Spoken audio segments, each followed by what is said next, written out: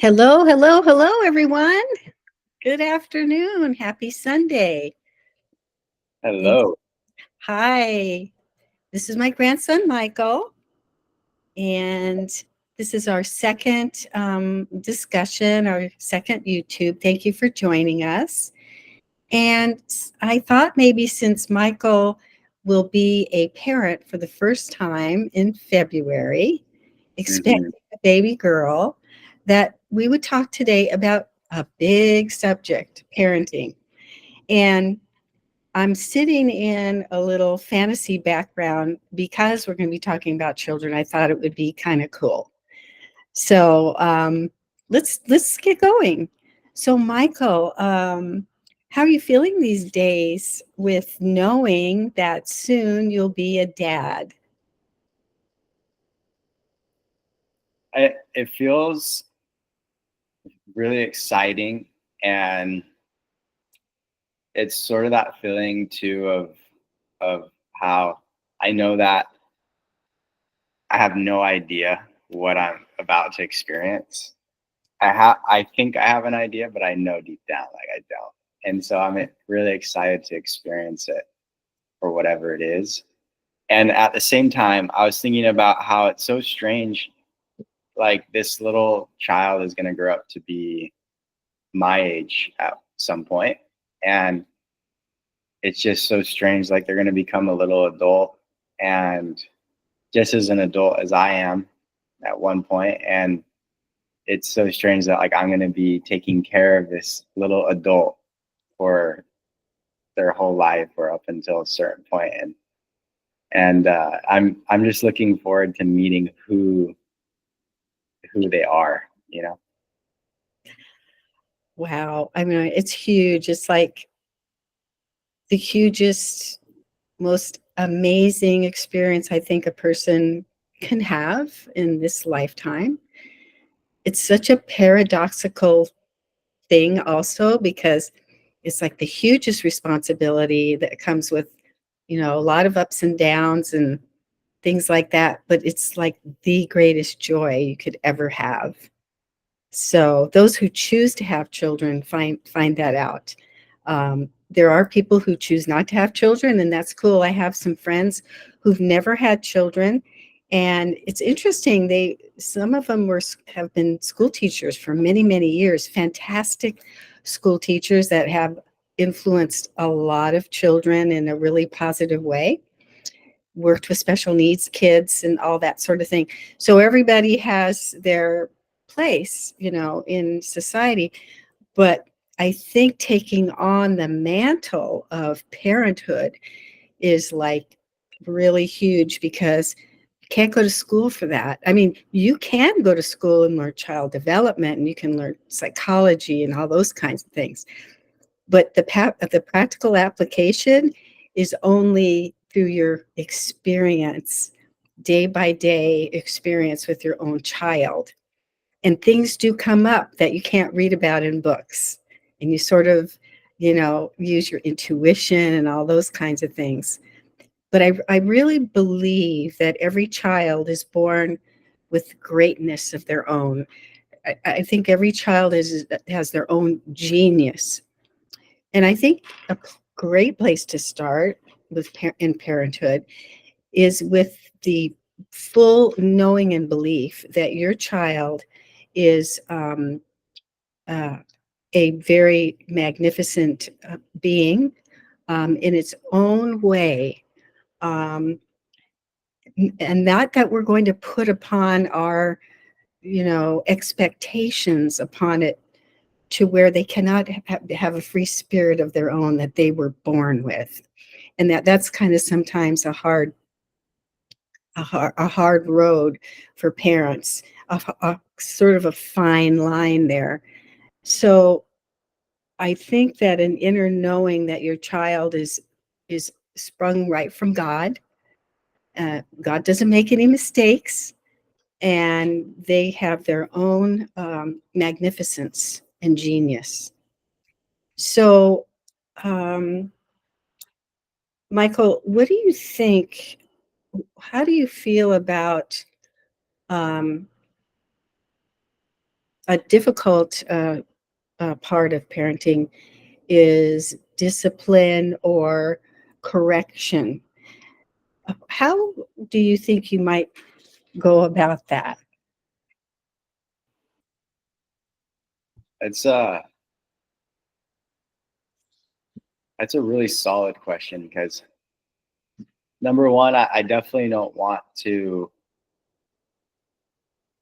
I definitely don't want there to be any sort of physical discipline as far as like, spanking or anything like that. I don't think that's very effective. I think it does more harm than good. And nowadays it's also not even very acceptable. So, which is a good thing. Second thing though is like, there's always that strategy of discipline of like you're grounded or we're gonna take this away from you or this away from you. I understand like the intention behind it. It's sort of like the psychology of, helping a child's brain associate, you know, unwanted behavior with negative outcomes and desired behavior with positive outcomes. So you have like negative and positive reinforcement. And I think that can work to an extent, but I feel like one thing that's missing a lot in children's discipline, or another way of putting it, just like teaching children how to behave in healthy ways, is first of all helping them process their emotions in a healthy way first, because all emotions lead to actions and behaviors, or at least I guess a better way of putting it is all behaviors stem from some sort of emotion or belief. So I think for me, I really want to focus on helping my child process whatever they're feeling. So if they're acting up, taking that moment to ask them, what are you feeling? Why did you do this? What's behind that? And having them verbalize it. And I remember learning in a documentary once that actually verbalizing emotions can help us process them faster and help us deal with them more easily. So that's one way. And the challenge behind that way of leading a child is that it takes time and patience. And I think it can naturally seem a lot more time effective to just be like, I'm taking this away from you. I'm going to ground you and that's it. Like, learn your lesson. But the ironic thing is, like, if you take the time in the front end, I believe, to sit with a child and really talk to them, discuss with them what's happening in that space, and sort of ask them questions that help them think of other ways that they can behave that better express that emotion in a healthy way, can do a lot more effective work for that child in the long run. And so that's the first thing that comes to mind for sure.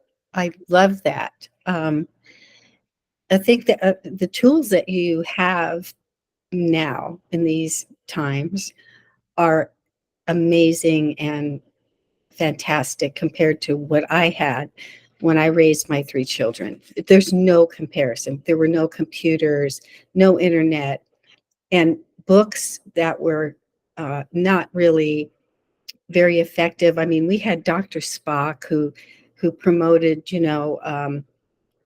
physical discipline, which was acceptable back then, and all these very ineffective ways that, only made children more angry, resentful, and things like that.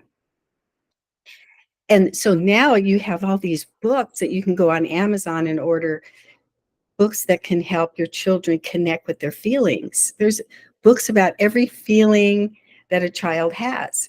Um, so that's just, an example. And something I wanted to bring up is that the difference between the way you will parent your children and the way I parented my children, there's like a huge difference. So that's because of ignorance and not being enlightened, for a various number of reasons. And I would say that, you know, I always came from love, but I always did not use effective ways. But as I got older and I started learning more, because more information became available and I took parenting classes and things like that, then I was, more effective and started to understand, things in a deeper way. So I would say that my children have been my greatest teachers, because they were the ones that um, inspired me to want to do better, and not just as a parent but as a person. And I think that that's one of the great wonders of parenting, is that sometimes we go into it thinking we know more than our kids. Well, let me tell you, your kids will teach you so much if you just listen. So um, I'm happy for you that you have this uh, moment in time that you're having a child, to where you have all this valuable um, information and things to go off of. Um, And it reminds me of how Jesus said and he emphasized how important it is to become as a little child. yes, that's And a good point. the older we get, the further away we naturally become from that childlike childlike countenance. And I think that the childlikeness he's describing is this like sense of innocence and the sense of being humble and being teachable. And we start to lose grasp of that the older we get, naturally, unless we're intentional about it. And we can definitely just as easily be intentional about it as we can be unintentional about it. And I find it fascinating because you're right. Like there's this little child, like their brain is so fresh and so young. And they're living in a time that's a lot more progressed than when we were that young. And so they're able to absorb things so much faster than we are, just because of how new they are to their body's new, their brain is new. And that information they're able to absorb is so much more progressed than it was when we were at that age. So as far as children becoming our teachers, like in my opinion, that should definitely be uh, more more culturally spoken about or more accepted, I think, because children are so much more adapt uh, to the things that they're coming into contact with. And I've had older people tell me like, I'm older than you, like I know better and I know this and I know that. And maybe they do, and there's definitely times I can acknowledge where they have had more wisdom in situations. And at the same time, there's been a lot of those moments when they've said that where it was just, probably coming from ego. And I knew in my heart, like, no, like I knew what I was doing is right. And so as we get older, the more humble we become, the more like children we become, the more we'll realize how much our children can teach us, just like you just explain. And I think that you are someone who's done the work to remain humble in that way. And that's why you're able to see that. And I think that's so powerful because there's so much we're missing out on if we don't open our minds to every possible way that we can learn something new that's true. And especially from our kids. Yes, the beginner's mind, right? Be as a child, having the beginner's mind. Your baby, you will see everything. Think about it. They're seeing things for the first time. Every little thing they see, it's for the first time. So when Jesus said that, have the beginner's mind, be as a child, that's what he was talking about. See things as you're seeing it for the first time, so you can expand, expand your consciousness, expand your wisdom. And because if we think that we know, I already know that, I already know this, that's all you'll know then. You'll never learn anything else, right? And with children, it's like you grow alongside them, you know. And I think that's very effective, a lot more effective parenting than ruling over, but growing, with them and expanding with them. Because they're basically a living mass of potential.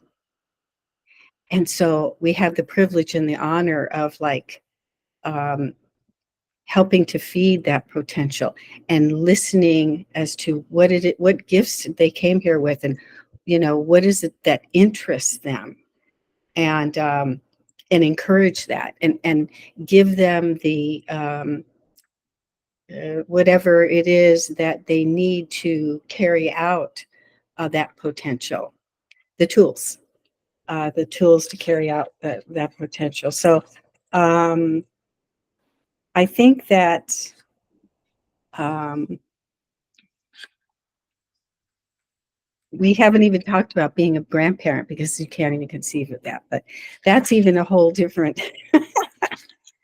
that's that's a whole different joy and position, and that things like that.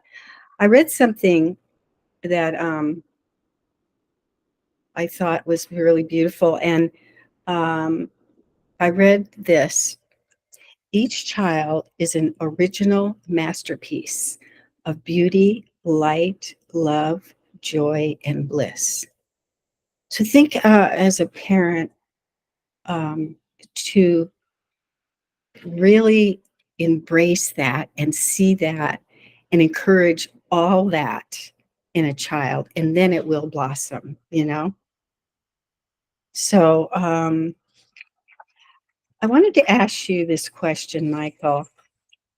What is the greatest gift that you think you could give your child or children? The greatest gift is life and freedom. And the reason I say those is because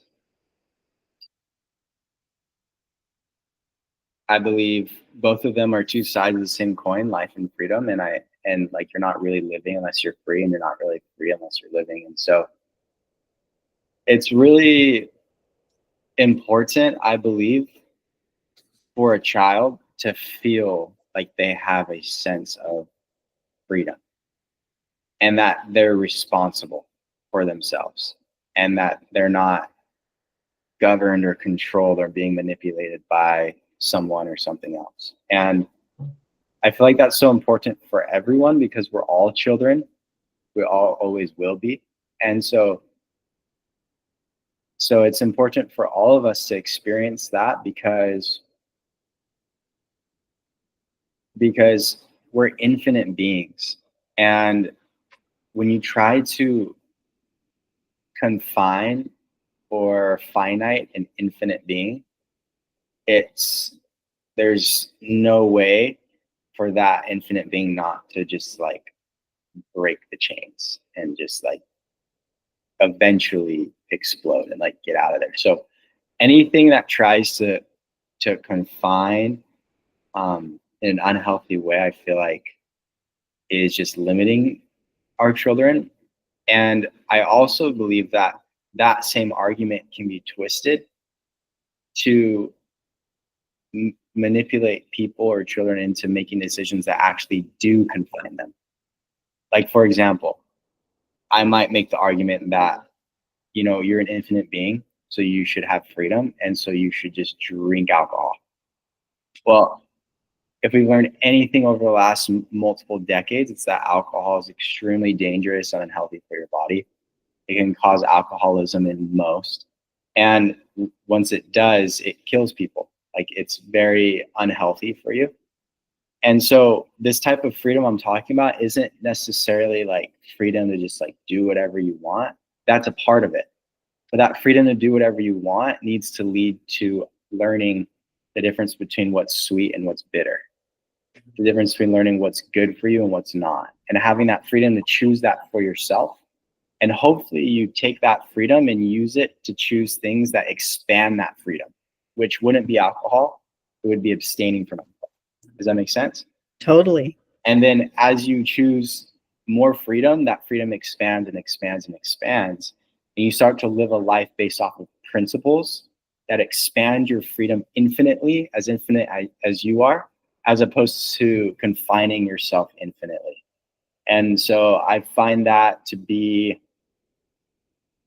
like a really powerful gift that we can give to our children, is not just creating a space for them to express their freedom, but also teaching them ways in which they can use that freedom to expand their freedom.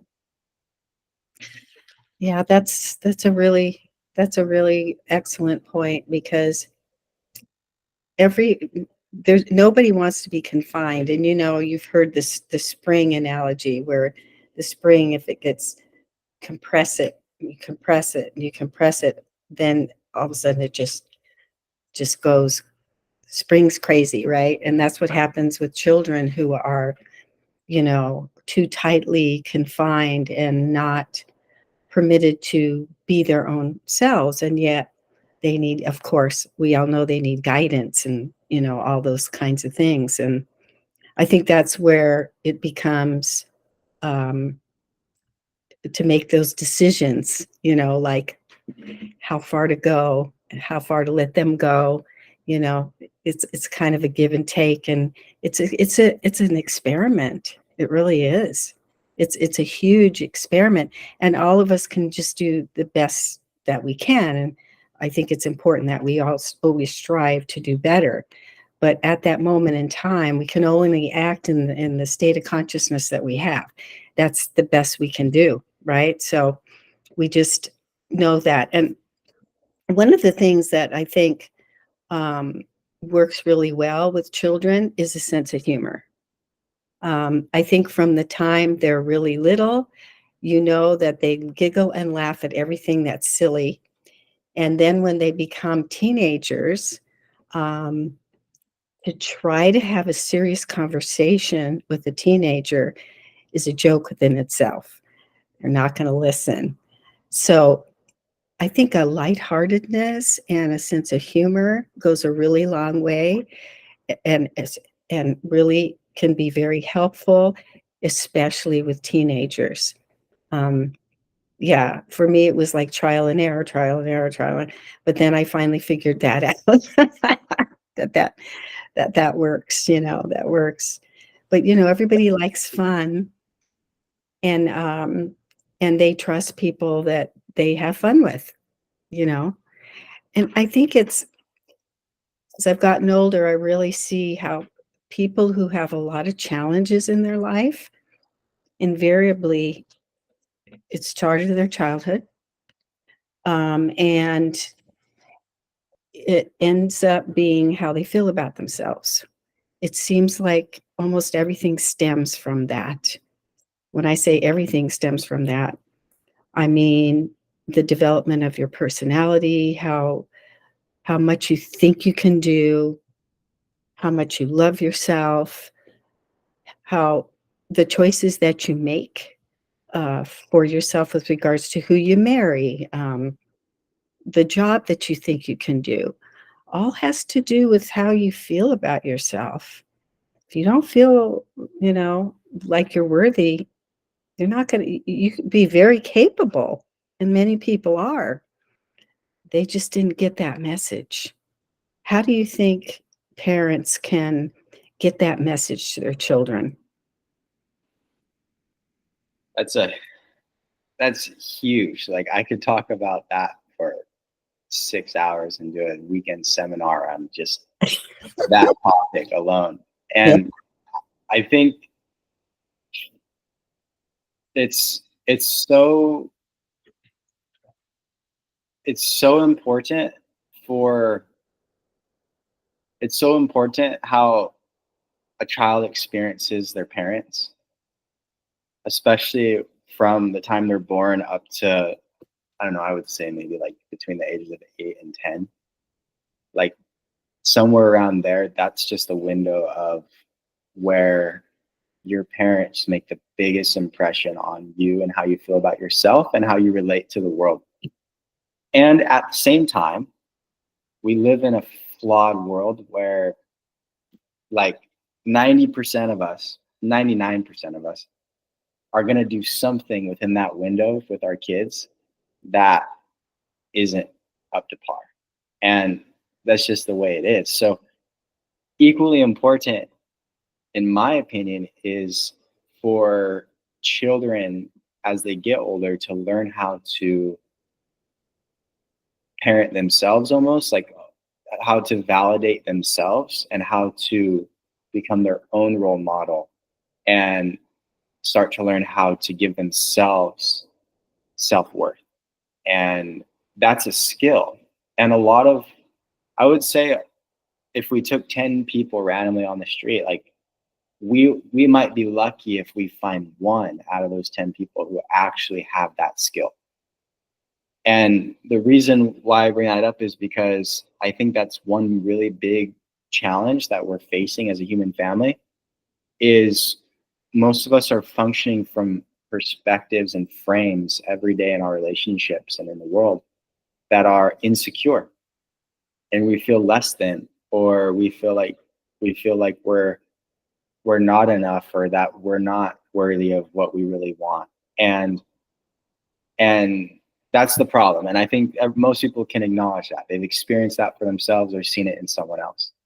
So the solution then is learning the skill, and the skill of giving someone yourself self-validation and the skill of having self-worth is something that can be practiced. And there's certain exercises that you can do to help get into that habit. But as children, we are dependent on that emotional caretaking from our parents. And I think as we get older, we tend to not learn how to become independent emotionally and how to give that to ourselves. So I think it's part of adulting, and it's just something that we have to learn and get better at as people.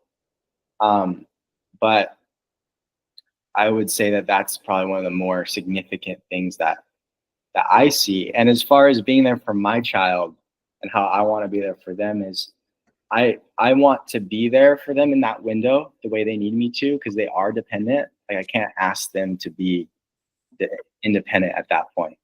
And as they transition, I want to teach them. As they transition out of that window, I want to teach them how to do that for themselves. I want to teach them like, hey, there's going to be times in life where people are going to say negative things about you. People are going to think bad things about you.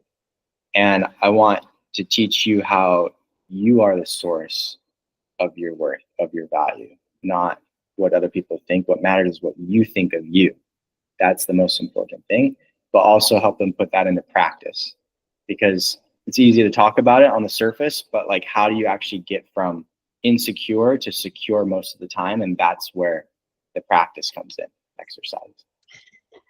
And it becomes like, even like in elementary school, I mean, it starts very early on where your peers become more important than your parents or your family. And having them accept you or like you becomes, and as a child grows and they become a teenager, that becomes like one of the most important things. And so if they are, pushed aside, bullied, you know, any of those kinds of things has a really lasting impact. So you know, having the knowledge that from 0 to 7 years old is the time period when a child's unconscious mind is just downloading everything,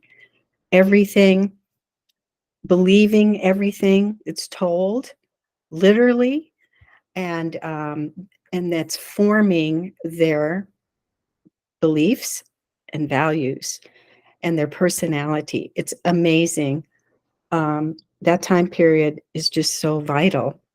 One of the things that I would love to see more of in our society, in Western culture, is going back to, because I don't see a lot of this, and I could be wrong. I don't see a lot of women when they're pregnant studying nutrition, for instance. I don't see them studying about natural childbirth. I don't see them studying about nursing as opposed to bottle feeding.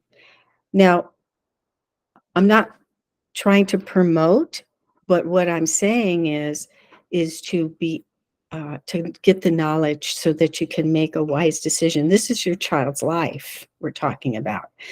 So I think that it would really be beneficial because the child mortality rate in the United States is appalling. It's for an industrialized country, it's way where it should not be. So why is that? Well, something's not right here. I think that if more moms, pregnant women, would take so I've thought sometimes that all parents should have to get us to have a certification program in nutrition, childbirth, and parenting. But of course, that's, can't happen, can't be required. But it'd be great for a thing to be offered like that. So nutrition, your brain, your baby's body and brain are being formed at certain times in the pregnancy, like the 8th month, when the brain is really developing. Certain things like a great deal of protein is needed. There's just so many things to learn.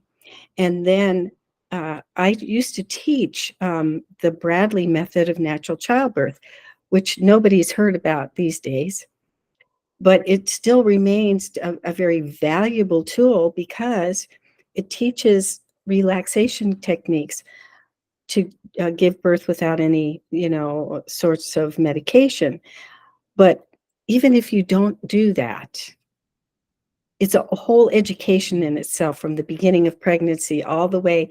So I think if a mom knows and dad knows that what your body is doing is exactly the right thing, that your body has so much wisdom. And so that dissipates fear. And the dissipation of fear decreases pain. So you have a confidence in yourself. Oh, this is happening now. This is exactly what's supposed to be happening right now. My body's doing exactly, nothing's wrong. It's the right thing. And then an investigation into nursing and to breastfeeding. And what are the statistics on health, the immune system, the IQ of children who are able to be nursed? I understand that not all children can be, but it's something to look into because just think about it. Indigenous societies and societies around the world still, the mothers teach their daughters how to give birth. They teach them how to nurse. That is not done here. That's just totally like, really? My mom never, taught me anything, about any of that. And I think that gives a good start to a child, which is just invaluable. That start is just huge. And you go from there. And that's one of the best things you can do for children. So we could talk about this for a year. Much to it. I'd like to ask, like, how many months pregnant are you and Anna right now? So we're at, let's see,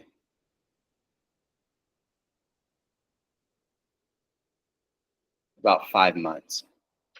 So has anything surprised you so far in this process? Or what are some of the things you've learned so far with regards to pregnancy and your role as a husband? One thing that surprised me is how women can be pregnant and work. like that must be so miserable, to have to work and be pregnant. And I mean, I'm sure that some pregnancies aren't nearly as bad as others as far as symptoms. Maybe they have less symptoms or feel good and healthy. But like for me, like I'm grateful that I'm in a position to be able to provide for my wife and myself, um, so that she can just focus on resting and throwing that baby inside her. Because I just couldn't imagine if she'd have to work right now. It'd be so hard for her. So that's the biggest thing for me is I didn't realize how heavy and severe symptoms can be when you're pregnant. And that's probably the biggest lesson I've learned so far. Yeah, I mean, it's a real eye opener. And I think, we really have to praise, women because, I mean, women throughout the ages, before they had jobs, they're working agriculturally and still do through their pregnancies. And now, in modern times, working jobs during their pregnancies and many times having other children as well at home. So uh, it's really incredible. And I think we need to send a praise to them and a blessing because it's a very, very challenging time. And women are just amazing. They really, I mean, men are too, but they have a unique, you know, this is a unique thing only to women. Let's face Yeah. it. And and they do it so strongly and so amazingly, under very, very, difficult circumstances. So you have a deeper appreciation then of kind of what women can go through. What are some of the symptoms that you have noticed uh, that you maybe didn't think about before? Well, I feel like on a biological and on a deep biological and a deep spiritual level, woman carrying a child and nurturing a child and growing a child and birthing a child, like that is so insignificant. It's a deep part of a feminine eternal energy is what I believe. I mean, that's why we call nature Mother Nature, or we call Earth Mother Earth. It's like you're the life giver, you're the life grower, you're the life maintainer and nurturer. And I think a female's body throughout the entire animal species, it's usually always the female that carries the child. And I think that that's a eternal law. And there's something really powerful to it.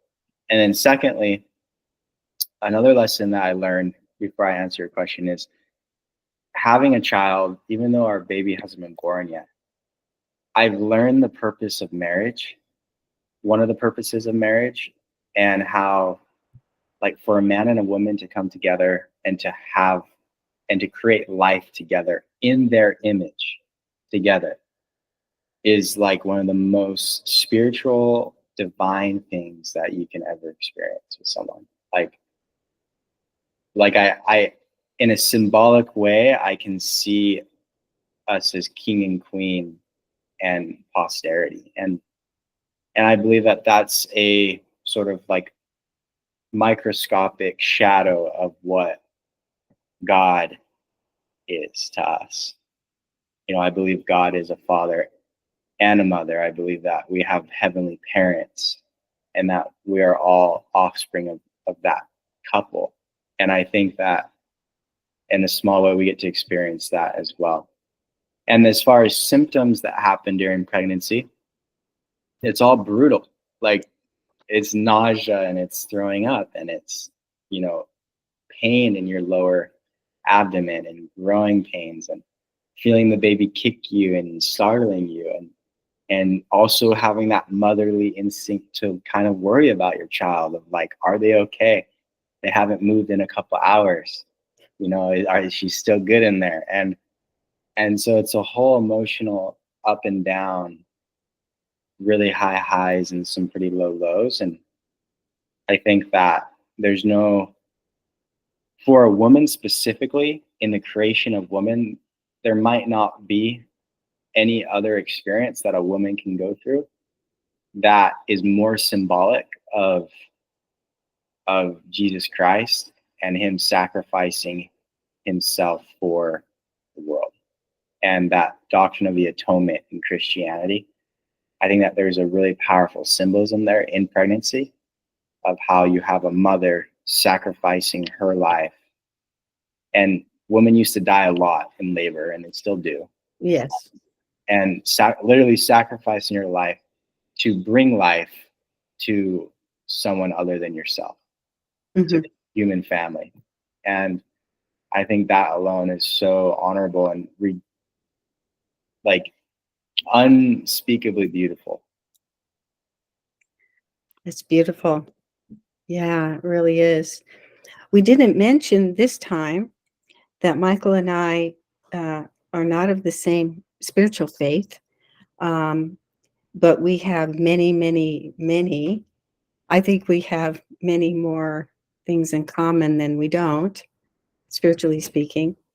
And we haven't brought in to this conversation the spiritual aspect of parenthood, or the well, we've talked about the blessing of parenthood, but you mentioned the divine feminine and the divine masculine, which is a beautiful illustration of the Mother, Father, Godhead, if you want to call it that, which is our divine nature, really, as being sprung from the eternal, the only species on the planet that has a prefrontal cortex, has the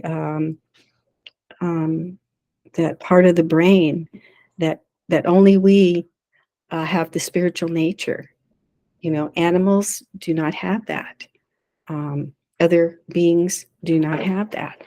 So we are, we have I think in the last talk that we have, we were discussing how we have the animal part of the brain, which is the amygdala, and the spiritual, or the prefrontal cortex, in which we have the decision-making process and things like that. But and then the spiritual teacher said, so one of man's biggest problems or challenges is that we have an animal brain with the forebrain of an angel, and the two are not fighting, but we have to recognize that. And our children have that too, and so it comes to my mind at this moment about spiritual teaching and bringing our children up, and they don't always go on the path that we would like to see them go on. And I think that, I don't know, children that, it seems like many times when they become teenagers, not always, but many times, they want to strike out on their own spiritual path, not on the path that they were necessarily brought up with. And how would you feel about that? And how do you think you would handle that? I think, yeah, and I think that I already know that that's probably coming. And I have, several years to just like get to a point where I can just accept it. And it'll probably become harder and harder the closer it gets to that point to accept it. And at the same time, I also think that people like teenagers or young children, they usually want to there usually comes a point where they want to stop following in dad's or mom's footsteps because they no longer respect dad or mom's footsteps. And I think that a lot of that has to do with things you brought up earlier in our discussion, where you said that it's important to keep things light, fun, and playful. I think that the older we get and the older our kids get, the more serious and heavy we get with them naturally. And that is like complete opposite of what you should do, which is why it works, because it's not the easy thing to do. But yeah, I think that if you just become a strong leader within yourself and you just live a strong example to your child, and you show them that it's fun. And you should ask yourself, are you having fun too? Like, the path you're following, is it really bringing you happiness? Is it really bringing you joy? Does it really feel right to you? Does it really feel true to you? And because the more that you can live authentically and strongly in your path and be passionate and 100% certain in your path, and show that you're having fun doing that, I think that it increases the likelihood of your child wanting to follow that immensely. Because there are kids out there who do follow their parents' paths a lot because they really respect and admire their parents' path. Mm-hmm. And so there's that. Like, there's a professional surfer father and son that I know of. And usually, like, the dad's like really good at surfing, pro surfer, retired, and the son just like doesn't want anything to do with surfing.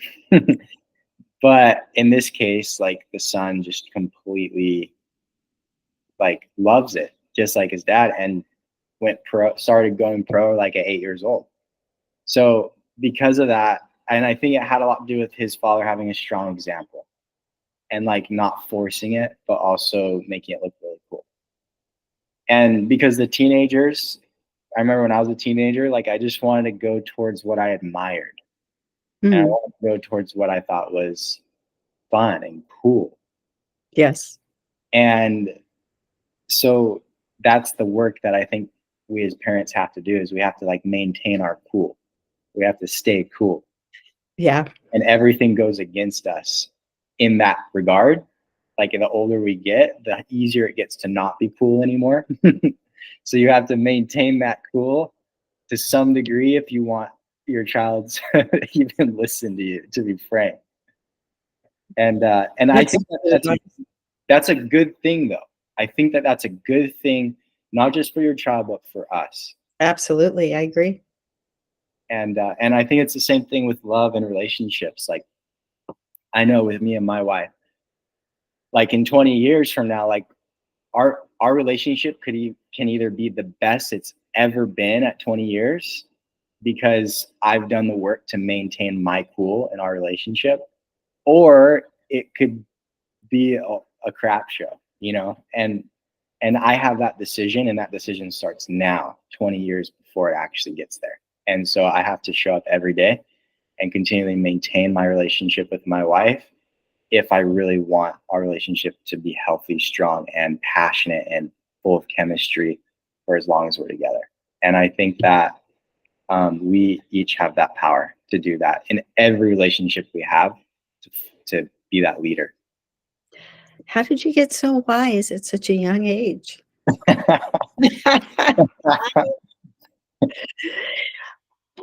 Where were you when I was, 28 years old? You could have taught me a whole bunch of stuff. You're sweet. Everything is that you say is so true, it really is. And it's so great that you know this at such a young age, and not just know it, but you apply it in your life, and, take it to heart, and do something about it, because this and that it works. So sometimes. Yeah, and I didn't mean to interrupt you, but one No. more thing came to my mind, and then I'll pass it back to you. And it's really brief, but like, I just remember from a child perspective, it meant so much to me when my parents showed a genuine interest in the things that I loved. Mm-hmm. Even if they weren't into it at all, even if they might not even agree with it. Like, just being able to let go of judgment and like be there with me and genuinely be interested in what I'm interested in. So powerful. And the opposite was also very powerful, like where there would be times when I like was really passionate about something and I just didn't really feel like I got the acknowledgement or like interest from my parents that I wanted. Mm-hmm. And it was a little disheartening because then it was like, well, who can I go to feel this like support? And so I think that's another thing where kids feel like they need to go to friends over parents because their friends get them more than their Yeah. parents do. And we cast judgment on our kids, I think, a lot. Like, I've heard so many parents like complain about their kids. Why Mm-hmm. can't they be like this or do that?